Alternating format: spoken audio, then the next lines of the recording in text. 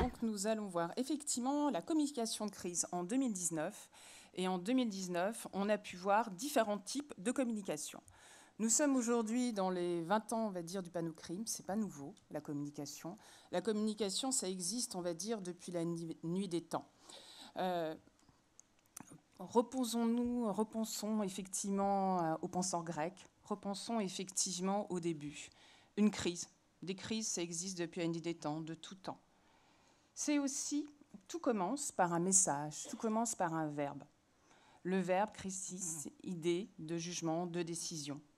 Pour résumer, effectivement, on le sait tous et toutes, parce qu'on a tous dû faire face à des crises, et pas uniquement cyber, même si on est là pour parler des crises cyber, et notamment liées au rançongiciel cette année en 2019, ça a été un moment de décision.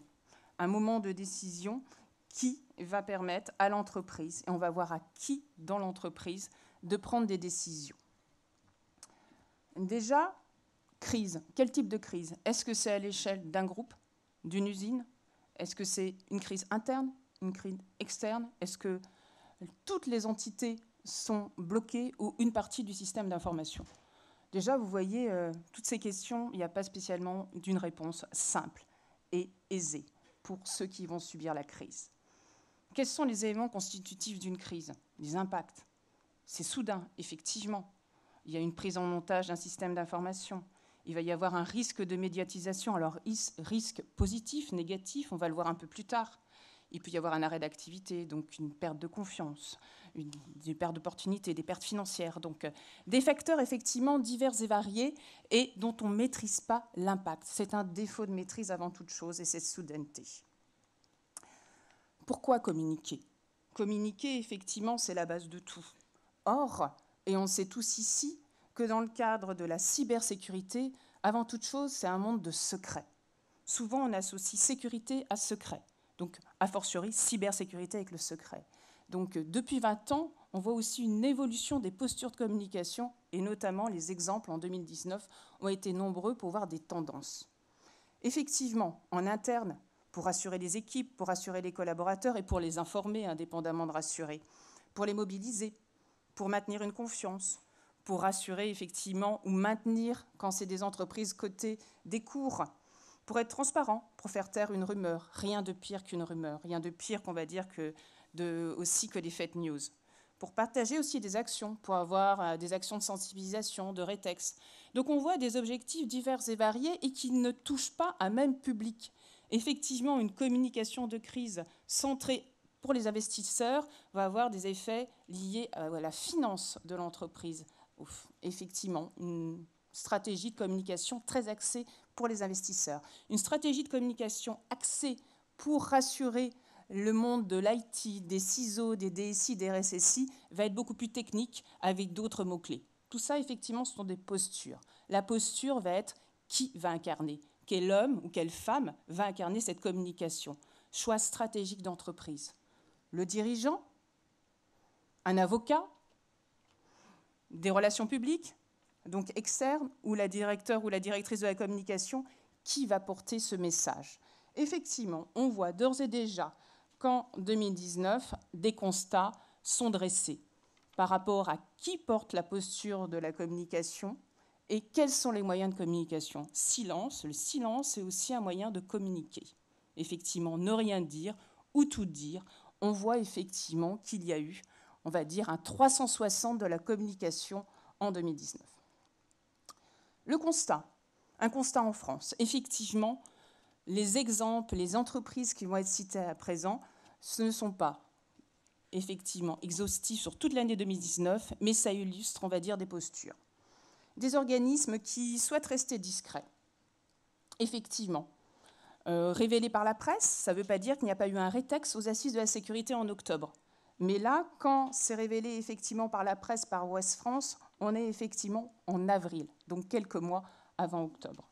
Un silence radio. On voit effectivement que les salariés souhaitent rester anonymes, donc effectivement une posture de silence. Une communication au refrain, une communication limitée, centralisée, un seul homme à communiquer, le dirigeant. Donc une posture de dirigeant qui communique, et qui communique effectivement sur l'attaque, qui communique effectivement sur des pertes financières. Altran, il y a environ une petite année, effectivement, cette entreprise qui est connue effectivement, mais comme toutes les autres, qui a été victime d'un rançongiciel, l'incident est révélé par la presse. Voilà. La presse qui révèle, quelques jours après, un communiqué de presse. Communiqué de presse très simple, effectivement, qui dit effectivement que la société a été victime d'une cyberattaque qui affecte les opérations dans plusieurs pays européens. Effectivement, une critique. Est-ce que c'est une communication qui balbutie? On ne sait pas. C'est un propos de presse. Le choix avait été fait d'une communication sur la discrétion avec effectivement des reprises dans l'information dans la presse et uniquement et seulement 2 communiqués de presse pour que le dirigeant, en fin d'année, fasse un rétex en disant « assurez-vous ». Donc un message positif, effectivement, de « on a été attaqué, voilà comment on a réagi, qu'est-ce qu'il faut faire ?» Des assurances. On voit qu'à chaque fois, les messages sont les suivants. Dernier exemple, CHU de Rouen, ça a été « on a déposé plainte », donc une saisine des services de police et de gendarmerie, donc des enquêtes en cours, donc le secret à nouveau, et on a fait appel au service de l'Agence nationale de sécurité des systèmes d'information et on était assuré, donc on a pu avoir des équipes de spécialistes en place. C'est les messages, indépendamment des messages financiers. Dans les autres pays du monde, dans d'autres entreprises, on a vu d'autres stratégies de communication de crise, donc des communications soudaines. En Norvège, Norsk Hydro, cette entreprise a fait le choix, on va dire, d'une communication transparente, ouverte, avec une volonté de communiquer en temps réel. Les cas que j'ai cités pour la France, ça a été une communication plus a posteriori, de rétex, avec des prises de parole des dirigeants. Norsk Hydro, en même temps ou à quelques jours en parallèle, donc on est dans la crise, les journalistes sont invités dans les cellules de crise, sont invités à visiter les usines, à visiter effectivement les centres de décision. Une communication en temps réel, avec un site web monté pour effectivement communiquer, informer, tant en interne qu'en externe. Il y a eu un prix, effectivement, qui a été remis sur le prix de la transparence de l'association. La personne qui a été la plus en vue, ça a été la directrice de la communication. Les villes américaines, autre moyen, effectivement, de communiquer, autre puissance dans la communication, les réseaux sociaux. L'état d'urgence est déclaré, effectivement, dans la ville de la Nouvelle-Orléans, un tweet où on voit, effectivement, l'état d'urgence qui est mis en avant. Donc, tous les moyens sont là pour communiquer. Ça a été des choix stratégiques qui ont été faits à chaque fois. Donc, la communication de crise, effectivement, ne s'improvise pas. On l'a tous dit, vous l'avez tous entendu, il faut tester ou autre, mais quand ça arrive, quand l'événement arrive, personne n'est prêt. Donc, aussi, c'est des constats d'évidence. Il faut effectivement mettre tout en place, mais ça reste une épreuve du feu, une épreuve dans laquelle, où ça va être une bataille. Il y a la bataille, effectivement, des experts de la cybercriminalité pour remettre en marche, pour arrêter le rançongiciel, par exemple, pour stopper et pour que la continuité d'activité se remette en place. Donc, une bataille. Mais la bataille de la communication est essentielle aussi. Quelle que soit la posture de la communication qui va être choisie, il faut effectivement que la direction, que le commerce soit mobilisé par rapport à ce message. Donc, en amont, à titre préventif, pendant la crise, donc tenir informé, un minimum, que ce soit les collaborateurs, les investisseurs, les partenaires, donc informer dans tous les rétextes qui ont été mis en place, cette information au fil de l'eau, quand cela est possible, est très important. Réaliser effectivement une veille. Et post-crise, et toujours post-crise, mettre en place un plan de communication, parce qu'on n'est qu'au début. Et c'est effectivement, les cyberattaques vont se multiplier, on le voit aujourd'hui par rapport à notre panorama, la cybercriminalité. Donc la communication crise est un élément déterminant à prendre en compte dans toute crise et dans toute cyberattaque. Je vous remercie.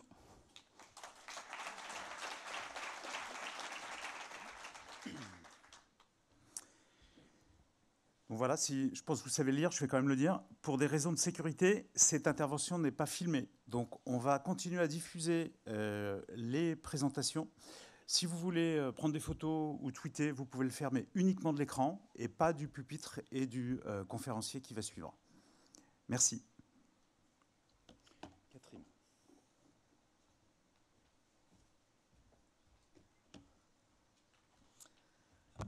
Eh bien, c'est un panorama absolument incroyable d'ici, un nombre de personnes tout à fait étonnant. Et donc, je vous présente également tous mes voeux de réussite et de santé pour vous et vos proches, sachant que nous sommes dans un métier, les uns les autres, peut-être pas du même côté pour autant, qui nous amène à constater parfois le pire et le meilleur.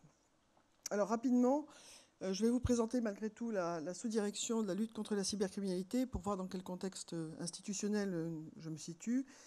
Il s'agit d'une sous-direction qui appartient à la Direction centrale de la police judiciaire, à la police nationale, et qui est forte de 3 entités qui sont toutes orientées vers la lutte contre la cybercriminalité. La première entité, la plus connue, qui a un nom imprononçable, donc l'Office central de lutte contre la cybercriminalité, pour faire simple, une division de l'anticipation et de l'analyse, et puis une division de la preuve numérique, qui œuvrent toutes ces 3 entités à déterminer techniquement, juridiquement et judiciairement les responsabilités des uns et des autres, surtout des cybercriminels, dans la survenance d'un certain nombre d'infractions, et en particulier celles qui sont évoquées aujourd'hui.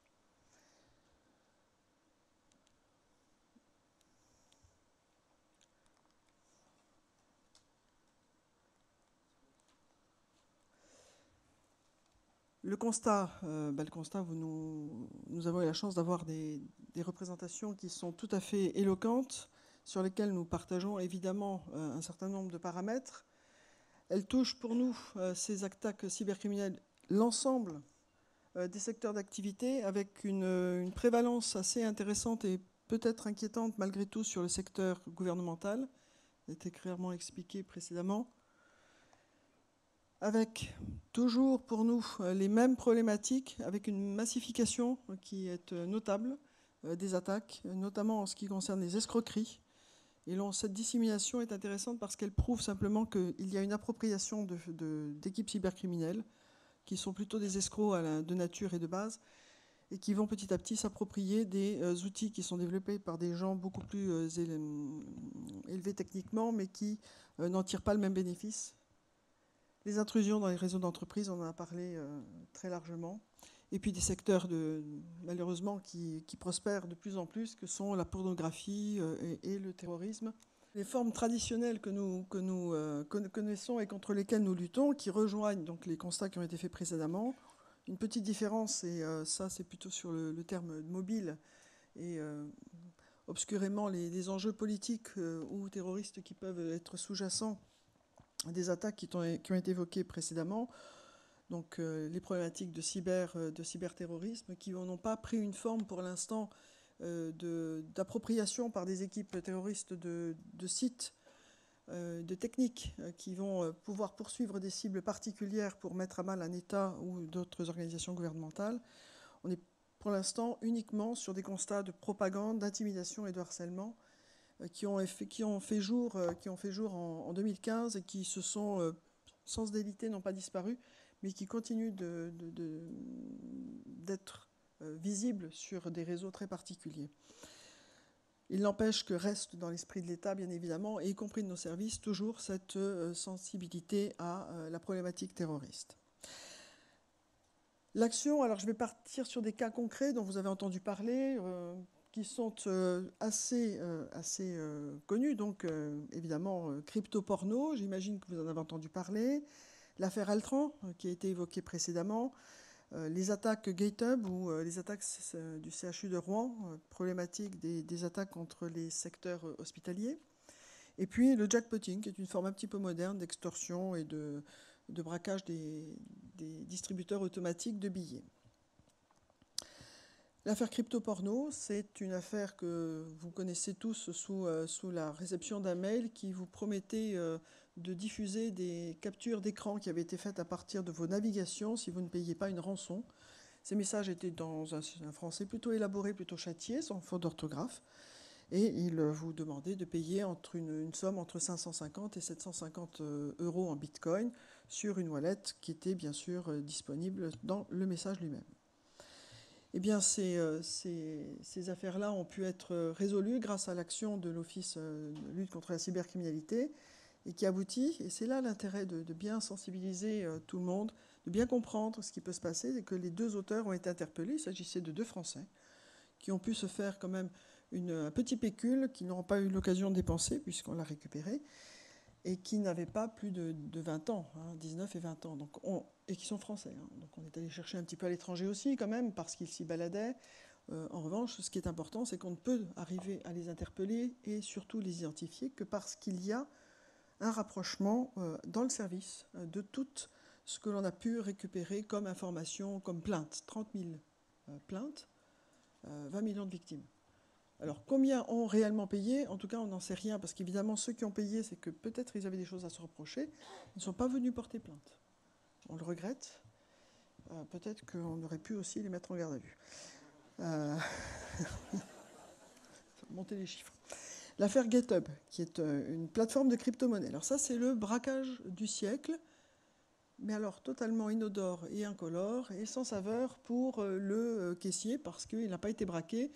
Et le chauffeur d'un transporteur de fonds n'a pas été du tout pris en otage. Il s'agit simplement d'un braquage sur Internet qui a permis de rapporter 8 millions d'euros.